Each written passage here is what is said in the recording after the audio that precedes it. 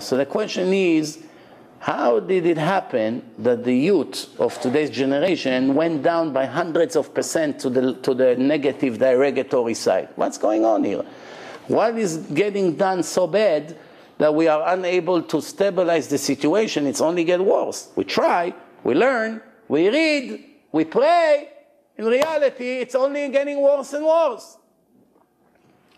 So there are a few reasons for it. Reason number one, it's the Yeshivot themselves. The Yeshivot, they teach for already many tens of years. They teach the same way they used to teach. Used to teach 50 years ago, they teach today the same thing.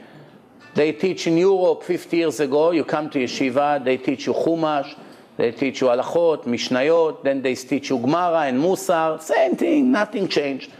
Every Rebbe teaches new student, the new student is like a Rebbe, nothing is changing. The Yeshivot teach the same way. Problem is, the world is different.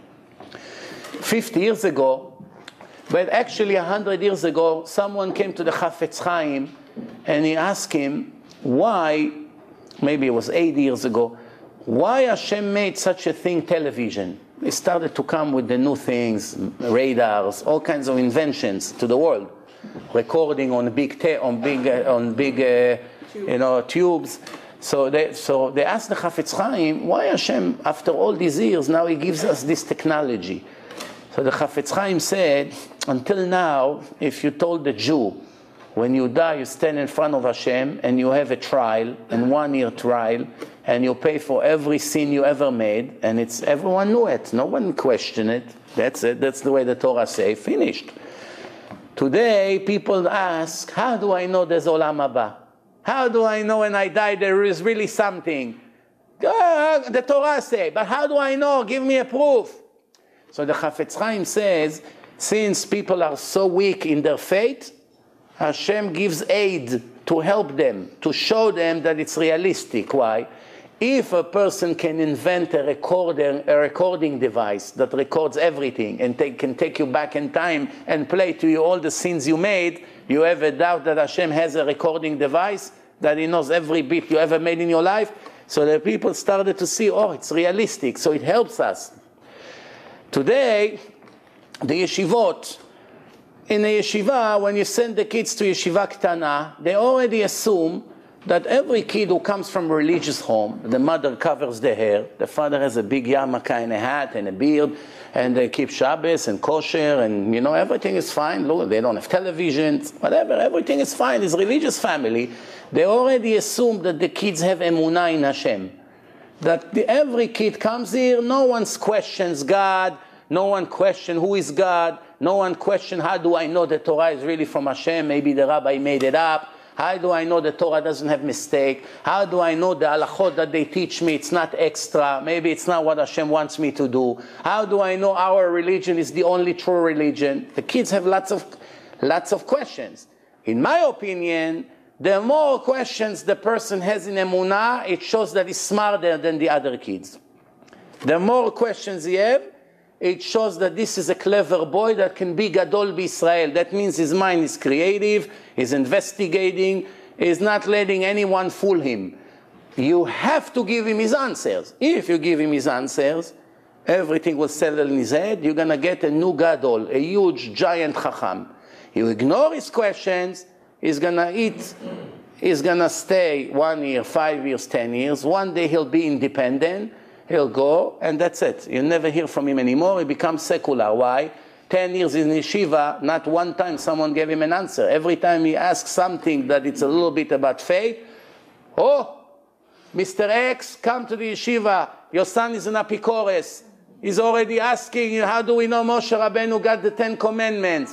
What is going on here? We cannot tolerate this in our class. This is a very good yeshiva. We are 50 years here. We don't allow things like this over here.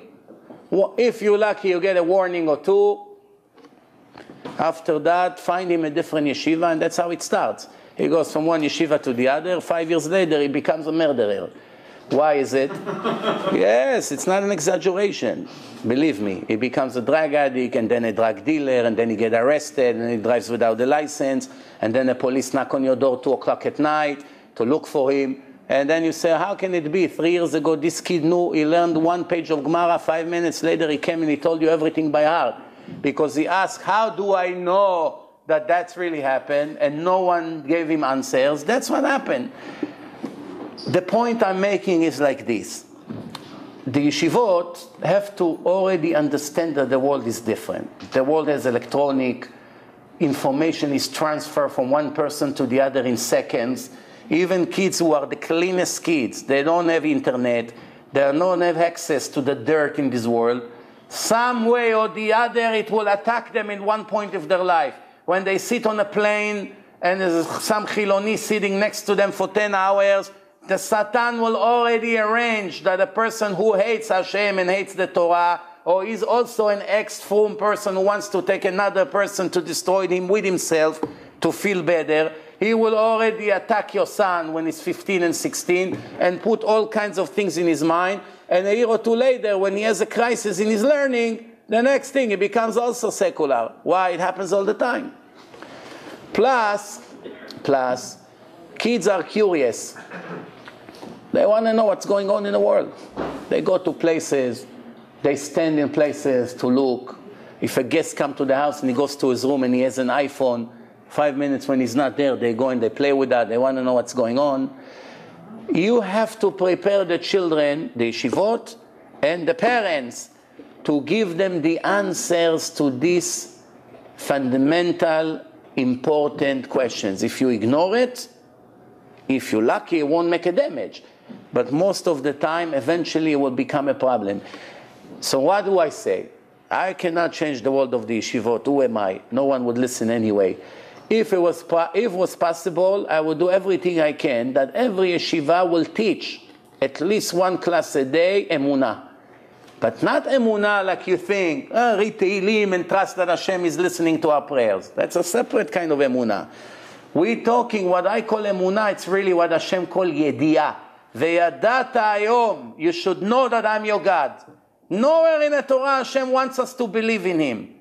Only to know. Everything is knowledge. V'yadatem, you should know I'm your God. You should know I'm watching you. You should know there's an eye who watch over you and there's a ear who listens to you and everything you do is registered in the book of God. You should know I'm the God that took you out of Egypt. What do you mean I should know? I live 3,000 years later. How do I know? I believe what people told me. No, my friend. I gave you all the tools in my Torah to know, not to believe. Believing means not knowing. If you educate the kids, nobody, 1,000 Chilonim would stand. 1,000 Kofrim will fight them. They will knock all of them in a minute. Why? They have the knowledge. Why? You cannot win against Hashem's knowledge. All you have to do is to know the knowledge. You can know Gemara very well, and then somebody comes and begin to talk to you. How do you know there was a flood? There's no proof there was a flood. I can prove to you there's no flood. He's starting to get confused. And plus, there's another problem. You know, many of these kofrim, unfortunately, they're liars, and they do manipulations. They take 60, 70% of truth, add on top of it 20, 30% of lies. It's enough. You add 1% of lies, you change the whole thing. I'll give you an example. In my film, Torah and Science, I show that the Torah say everything that have fins have scales. You will never find something in the ocean, Hashem said, that have scales and did not have fins in the same body. Never. Which means 72% of the world is water. 12-kilometer depth, which is 8-mile depth. Billions of things moving in the ocean. 3,300 years later, since the Torah was written until today, nobody in history ever found something that have scales and did not have fins. Which means if someone will find a snake that you scratch and scales like in a fish, they fall off, this kind of scales that you have a kosher fish and you scrape it and the scales are falling off, looks like little dimes. If a snake would be found and you scrape the skin of it and scales will fall of it, Judaism is over. That's it. No more Yom Kippur, no more Shabbat, no more Chametz, no more nothing. It's all over. Why? If you have one mistake in the Torah, it shows that the creator of the world did not write it, because the creator of the world is not capable of making mistake, human error. If you find a mistake in the Torah, a promise that the Torah made, and it was wrong, that's it. Everything else become questionable. So what this crook is doing, and believe me, he has a lot of people that he hunt because they're ignorant, they don't use their brain, and he fools them and they don't pay attention. He took on YouTube a little film, and he said, this is a reason to laugh at religious people. He showed a part from my film that I said that everything that has scales must have fins. And he shows some kind of a leopard that walks like this on the land. Nothing to do with what the Torah said, "Tochlu mikol asher b'mayim." Only things who lives in the water. So you see something from the land. So you see, it have the scales, but it doesn't have the fins. You see what he's talking about? He's lying. Hundreds of people wrote to me. I said to them, don't you see that I'm talking, the Torah is speaking about water and he's showing you something from the land? There's nothing to do one with the other. Comparing apple to pears? Oh, you're right. But what about the ones who did not call? They don't know. In 1 minute, they already he created a doubt. So now when they come to keep Shabbat, they have a doubt. Maybe it's also a mistake. Maybe Tefillin is a mistake. Maybe Brit Milah is a mistake. Maybe this is a mistake. This is how in 1 minute you can knock down the emunah of every kid. You know, I have a friend. He's in Toronto. He's a Rabbi Sapperman. That's his name. He's an expert in proving the Torah is min hashamayim. All kinds of expertise he has. So he told me once, that he went to some yeshivot, the best yeshivot, orthodox, very strong yeshivot, all day, the highest level. And he asked the kids in front of the Rebbe, everyone believes in Hashem here? Everyone say yes. Everyone believes the Torah is min Hashem? Yes. Everyone believes the Gemara, the Mishnah, the Torah Shebe'al Peh is also from Hashem? You already see, they say yes, but you already see doubts the way they move. So then he said to the Rabbi, please now excuse us for a few minutes. I want to speak to the kids in public. As soon as he leaves the class, 50% of the kids have no emunah in Hashem. In Hashem! Not to talk about the Torah. Because it's normal. It's very normal. People are not stupid. They want proofs. What are you telling me? You're telling me, okay, tradition. Give me a proof. We have a solid gold truth that everything can be challenged, right away you get the answer. And you see in the Torah, in other religions, you have to believe. The Torah say, no, don't believe. Ask. The whole Talmud, questions and answer. Question, answer. Question, answer. Christianity, not one question is allowed. Islam, not one question is allowed. No one is allowed to ask questions. If you begin with the questions, they'll drown us. No one is allowed to question. Torah, look at the Talmud. If you ever learn Gemara, you know what I'm talking about. Everything, questions and answers. What was before Hashem? What will be after? How do you know? Why righteous people suffer? Every question. If Hashem knows the future, how can we choose what to do? How come this mitzvah there's such a severe punishment and this mitzvah it's an easy punishment? Everything. Abraham, you say that Abraham did this, so how come this? Everything that looks like a contradiction, like a question, like a doubt, the Gemara right away attacks. Why? The truth should never be afraid of anyone. You have the truth, what are you afraid of? You always win the argument. When you have a fake product, you have to be afraid of questioning, of course. You're a crook. You don't want to get caught. If you have the original, what do you worry about? Adrabah, the opposite. You want them to come and ask questions to prove how great we are.